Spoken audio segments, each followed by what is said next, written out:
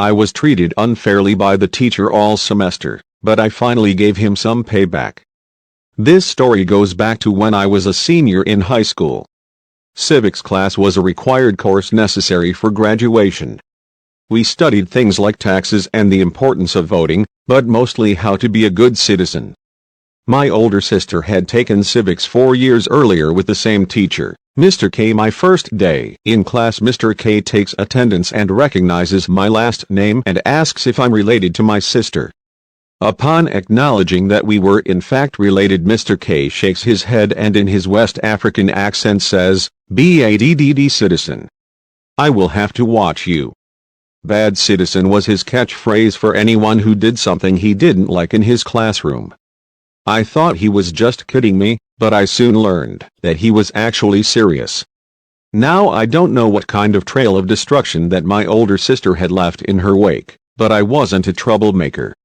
I get into class on day 2 of civics, and 10 minutes into class I start getting chastised by Mr. K for talking during class. Which was particularly odd. Beyond the fact that I hadn't spoken a word, it was that no one was talking. I tried to explain that I hadn't said anything, but it didn't matter. 5 minutes later I was getting sent to the office with a referral for talking in class without speaking. Apparently Mr. K's credibility was already somewhat tarnished with the school administrators, and I didn't even get in trouble. Nonetheless, this is how most of the semester went. I would get sent to the office for Mr. K's paranoid delusions. He would mark my tests with grades of C or D even though I had answered every question correctly. Gave me a final grade of C even though I had earned an A. But here's where the petty revenge comes into play. Mr. K always stayed after school each day until exactly 5 p.m. in his classroom with the door closed. No one knows what he does in there, as he never had a lesson plan that went beyond having students read the textbook out loud to the rest of class. So on the last day of school everyone left right away for the summer. Everyone except for Mr. K and myself. Mr. K was secluded in his classroom as he always was after school was done. I tiptoed silently up to his door, standing with my feet wider than the door to prevent the shadow of my feet being seen under the door. I then proceeded to empty an entire tube of super glue, which was a purchase I made just for this occasion, into the seam between his door and the door frame. Well, Mr. K and the glue had a little over 2 hours for it to set. Plenty of time for the glue to harden. I wasn't around for it, but I heard that the fire department had to come to free him from his classroom. Mr. K could only guess who the bad citizen was that glued him in his room. I think it sucks you had to put up with that all semester, especially dealing with a teacher who has his own catchphrase. That sucks. Bad citizen. That is an epic senior prank, by the way, supergluing your teacher's door shut. It's amazing. I still remember my senior prank. I got on top of our school mascot and took a picture of it. It was epic. I like this story because it took me back. But this next story also takes me back. It's about me and my 2 buddies in high school. Thinking about it still makes me laugh to this day. This one time back when I was still in high school on summer break, me and my 2 friends were hanging out. We particularly liked to meet up at our buddy's house because he was the oldest. I usually would show up first, but only after getting a text from my youngest friend saying everyone is here waiting for you to show up. Which makes me rush and get ready and hurry to get over there, and then when I would get there I see no one there. This is a prime example of the kind of people my friends are. This really irks my nerves, especially on this particular day because now I'm at my friend's house unexpectedly. I went in to greet everyone there, my friend's dog, his nana and whoever else was there.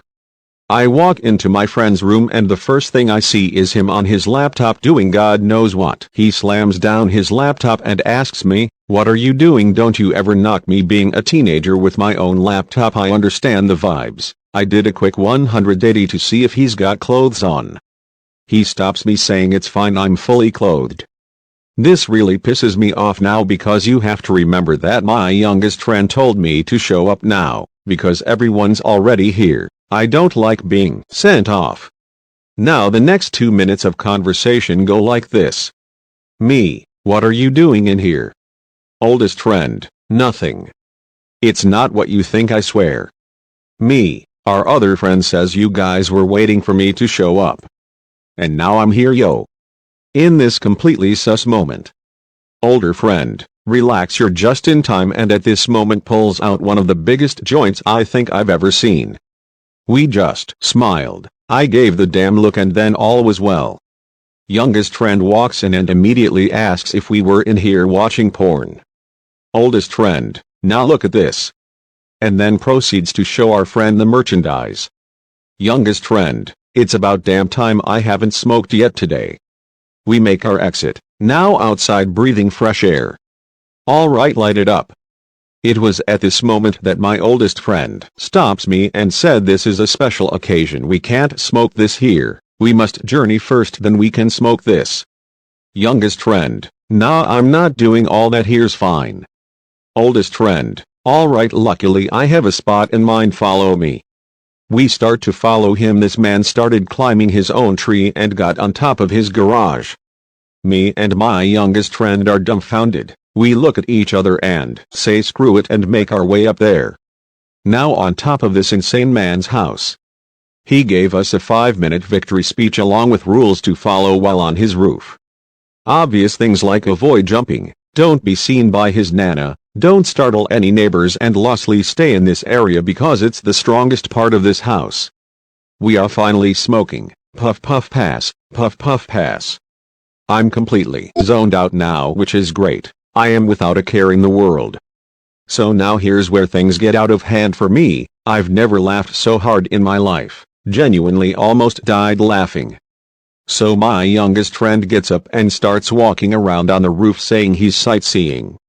Me and my older friend look at each other and nod. Yeah, yes, sightseeing.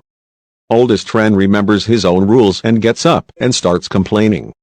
There will be no sightseeing on that side of the house, please return to this side of the house.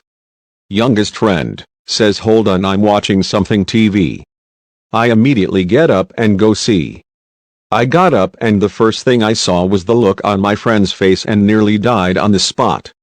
He looked like he was in full Joe Goldberg mode. Just staring at something, not even blinking. Now I finally get to see what he was looking at so seriously, so passionately. It was a Wheel of Fortune on TV, but as you're watching the TV from this point of view, you can see someone else on the couch watching TV. It was my older friend's nana watching. I never laughed so hard. Then my older friend started remembering the roof rules and how there will be no sightseeing on that side of the roof. We need to walk back on this side. Youngest friend put his hand to his mouth and went, be quiet. I'm watching Wheel of Fortune. Now I'm jumping and laughing. The older friend starts yelling and drawing the neighbor's attention going by. I'm sitting down now laughing. Just when things couldn't get any better, his aunt comes outside and tells us to get the hell off of her roof. This story cracks me up still to this. Just some closing thoughts here. The first time I've ever posted my own story on here. I also have tons of crazy more stories I'm gonna share with you guys. So stay tuned to see what I post next. That's all from me for now. Peace!